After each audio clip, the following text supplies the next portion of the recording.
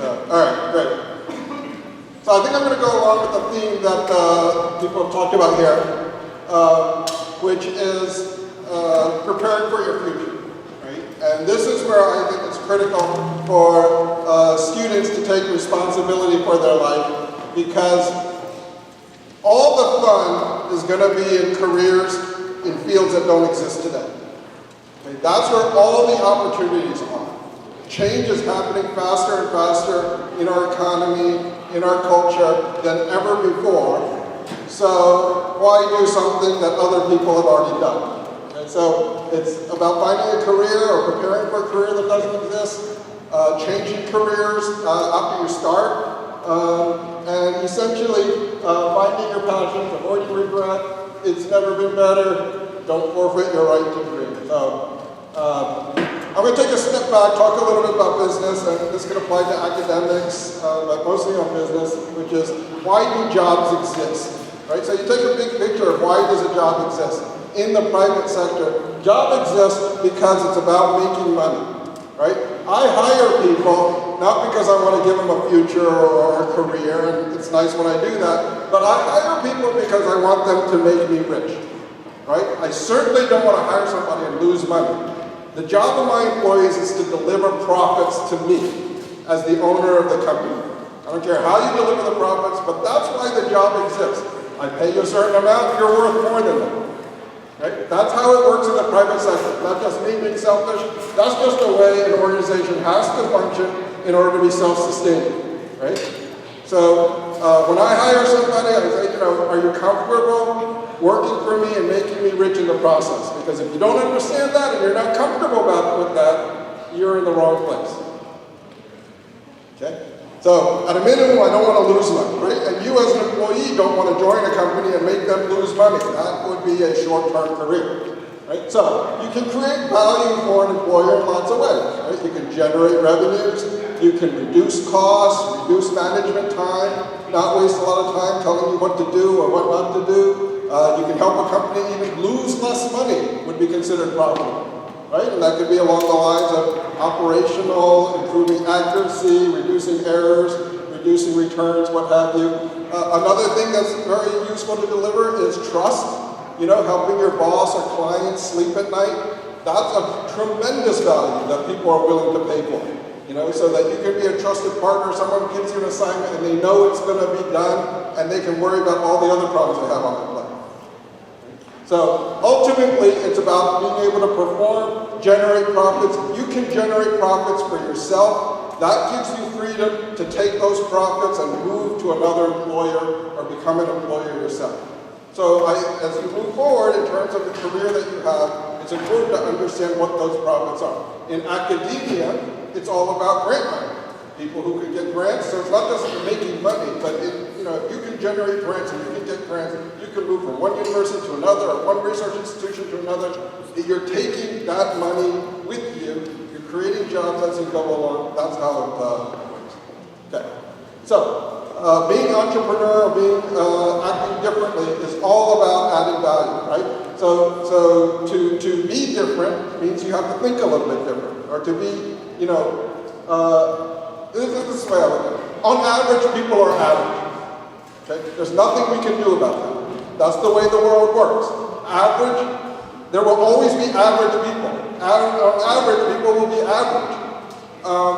And there's nothing, there will always be 1%. There will always be the 1%. And there will always be 99%. They can't change that.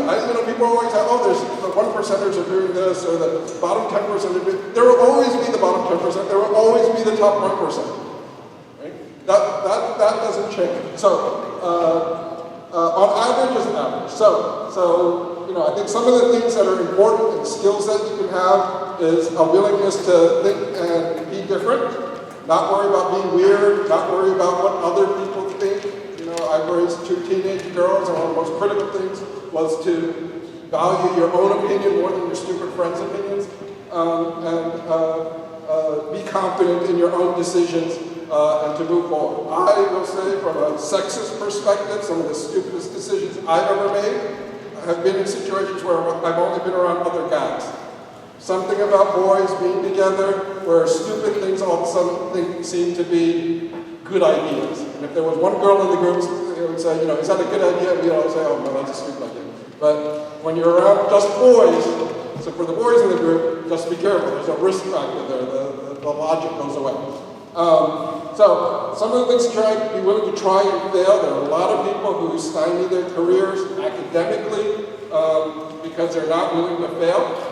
And they think the world is going to end when they do that. You can see that with suicide rates and things like that. Because even with very privileged kids, you go back to Harvard every year we'll have somebody who commits suicide. It's ridiculous, right? Because they experience failure for the first time and have no resiliency to get around it. And it doesn't matter. It doesn't matter. Right? So, if you see failure as a part of winning, then it's different. Right? Steve Jobs created Apple and they got fired from Apple. That's about the worst case scenario for an entrepreneur. Right? It doesn't get worse than that. But somehow he was able to recover from that, and he talked about how he recovered from that to become better, and then come back to Apple and turn it into the powerhouse that it is today. But that failure was part of it. So if someone can handle that, then we can handle whatever stupid failure with some test or some paper or whatever that really makes no difference in life whatsoever. You should want to be competitive. Wanting to win is something that should be instilled. That's very hard to train. Some people just don't want to win or don't want to fight for it. I think a very important skill that's for everybody is the ability to communicate, ability to do public speaking, ability to speak in front of a crowd. No matter what field we go into, whether it's political, economic, business, academic, everybody has to sell.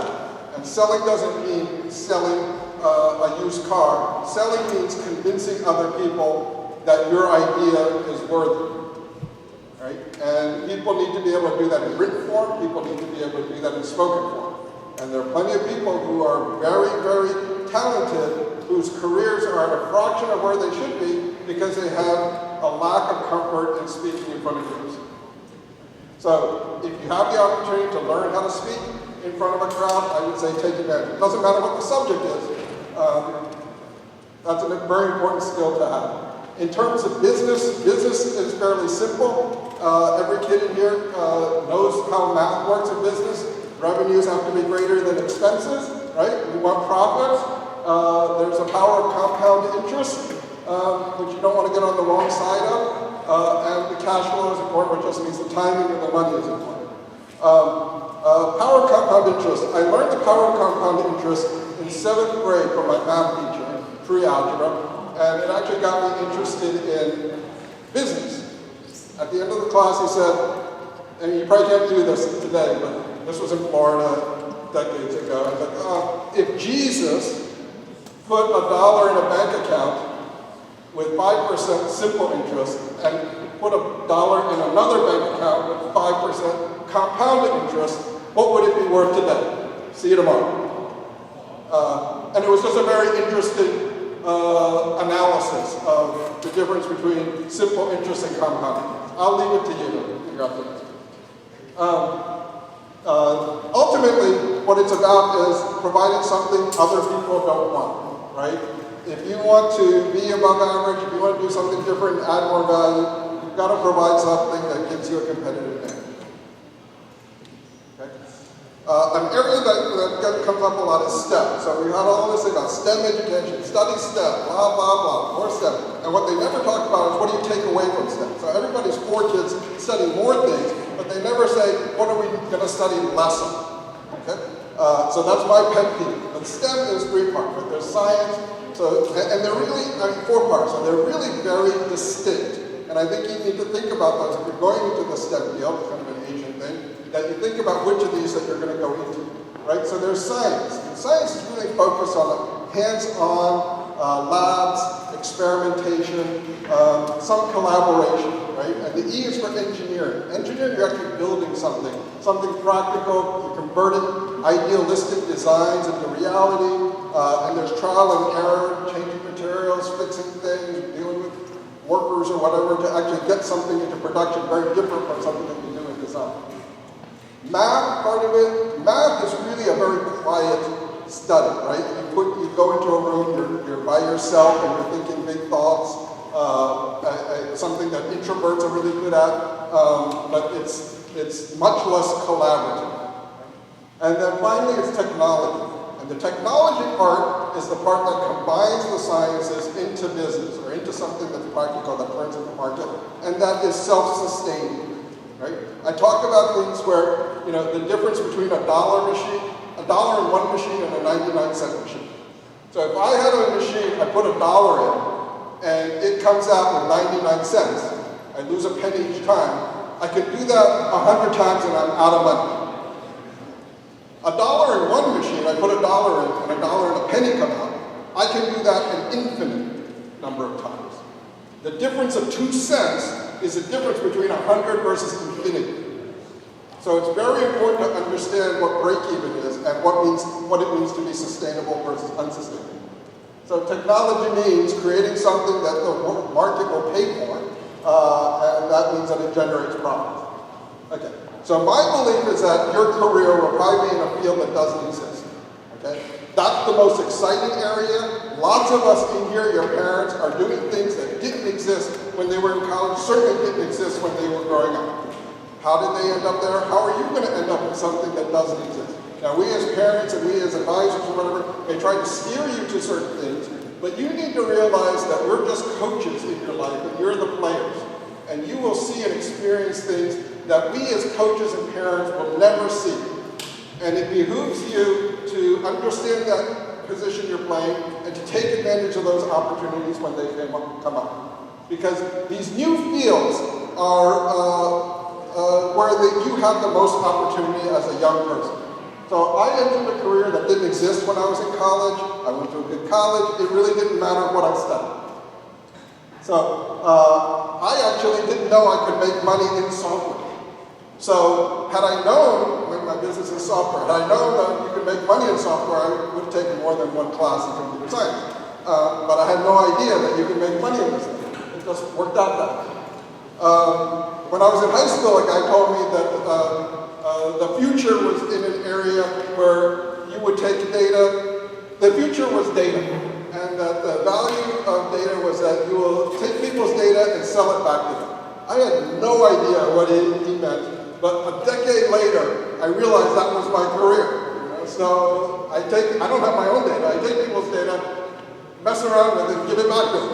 And apparently that's profitable. So there's no formal training. People that moved into huge industries over the last decades did it all on their own. In the 80s, it was PC software. In the 90s, it was the internet. In the 2000s, all of this stuff with the iPhone, iPad, social media, genome, a lot of these things came up out of the blue. People who were already out of college or whatever learned on the fly to get into them.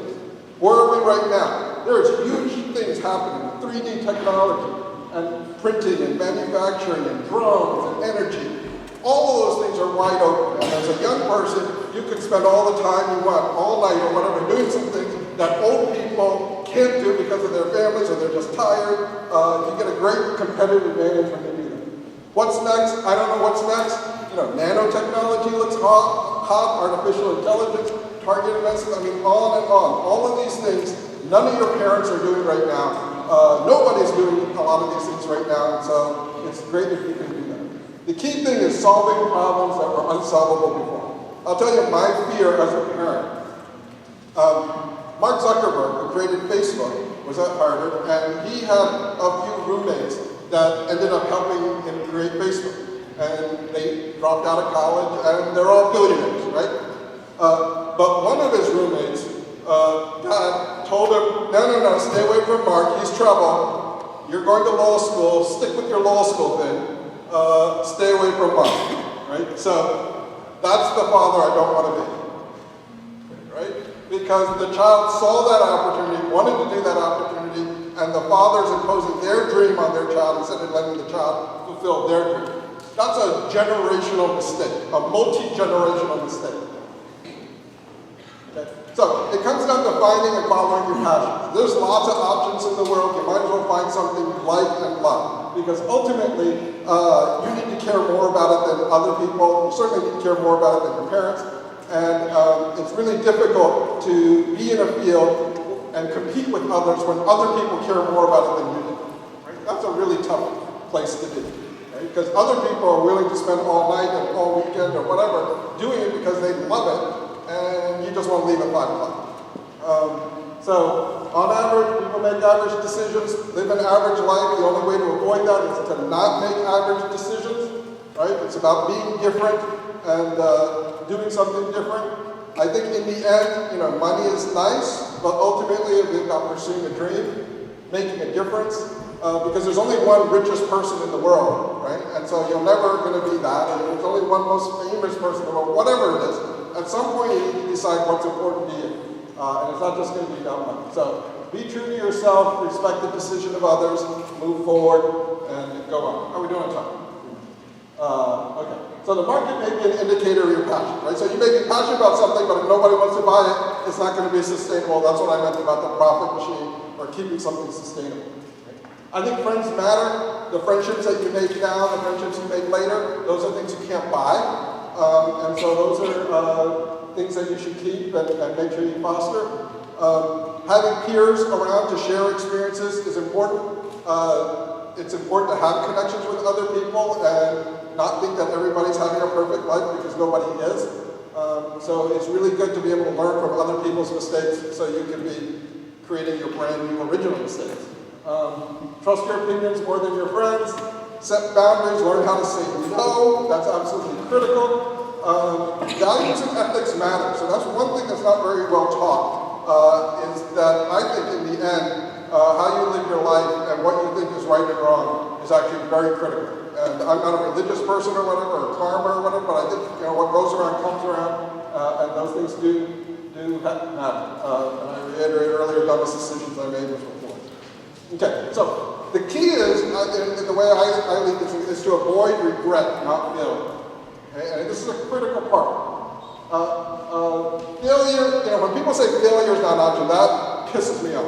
Because failure is an option, right? Failure is required for success. You cannot be successful without failure. People do that in sports and music all the time. Nobody picks up an instrument and plays it perfectly the first time. You have to practice. You have to fail multiple times before your efforts turn into success, right? So expect to make mistakes. The key is how you bounce back from the failure, right? So when I'm dealing with my kids, I never cared about what they studied or whether they did well on a particular subject or grade. I only cared how they responded to the failure. My view of this is we go through life, and the key is to avoid regret, not failure. So what's the difference between regret and failure? Regret is, for me, making a decision contrary to what you know is right. Okay? Whether it's academics, whether it's career, whether it's personal, you know something is right, and then you decide you're not going to do it. That kind of thing is the kind of mistake that can haunt you for life. Because you can never roll back time and say, oh, had I chosen the decision I wanted to do, my life would have been better. You cannot go do that. So, not following leads to regret. Failures are easily overcome, but regret isn't. Self-esteem and satisfaction comes from overcoming adversity, not immediate success, and the difference between pleasure and happiness. So, I'm running out of time, but I just want to end with the fact that we are living in the best time and place in the history of Homo sapiens. It has never, ever been better than now. 2015 is better than 2014. Next year is going to get better than now. People who don't understand that don't understand how bad life was before, right? 100 years ago here, winter would come, people would just starve to death. That's just the way the world worked. It doesn't work that way anymore. So all of us live better than kings and queens of yore. It's just so much better now than ever. So keep that in perspective. It's just getting better and better. So the key thing here is I hope all you kids understand that you've worked hard, you deserve the right to dream. Don't forfeit dreaming to other people. Why should other people who work less hard than you dream? And what I mean by dreaming is go out and do what matters to you, and you move forward. There's no answer sheet at the end of life. Your life is what your life is. Your parents delivered you to where you are. You're responsible to take your life beyond that. Your downside is much less than, the downside here is you're in Montgomery County, you are almost guaranteed middle class status if you graduate from college and marry somebody who also graduated from college, right? And 20% of households in the U.S. have both man and woman with a 4-year college degree. Right? So you're already going to be very high up. Maybe you're going to be in the top half of that or whatever. I mean, your downside is middle class. So the question is, what are you going to do to take yourself beyond that? And why let other people dream and not dream yourself? So, especially in your early 20s, take advantage of that opportunity when you're young, when you don't have a mortgage, when you don't have kids. Try something that could be a generational changer. And what I mean by that is something that changes your unborn great-grandkids. So, good luck, and thank you for your time.